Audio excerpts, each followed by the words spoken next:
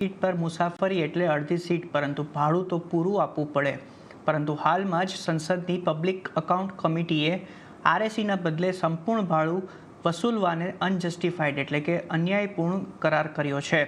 સૂત્રો તરફથી મોટી જાણકારી મળી રહી છે કે રેલવે પીએસસી આ સૂચનો પર વિચાર વિમર્શ કરી રહી છે. અને આ સમાચારની વધુ વિગત લઈએ સહયોગી શ્રદ્ધા પરસાનિયા પાસેથી. શ્રદ્ધા, ખાસ કરીને રેલવે મંત્રાલયનો આરએસીને લઈને નવા પ્રસ્તાવ પર શું વિચાર છે?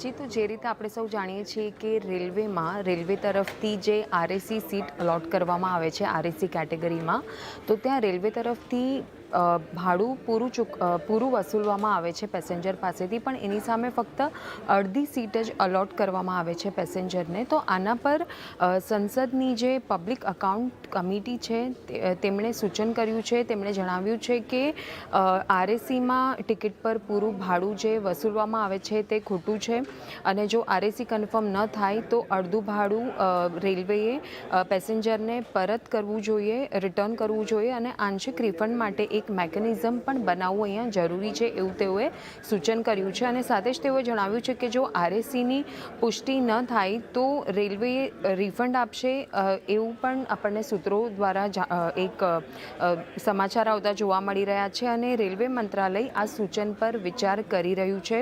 અને સાથે જ કેટલા સાંસદોએ પણ રેલવે મંત્રી સમક્ષ આ મુદ્દો ઉઠાવ્યો છે. તો આ રીતે જો આ ચેન્જીસ આવતા જોવા મળી શકે છે આપણને આવનારા સમયમાં, તો પેસેન્જર માટે આ એક ફાયદાની વાત છે.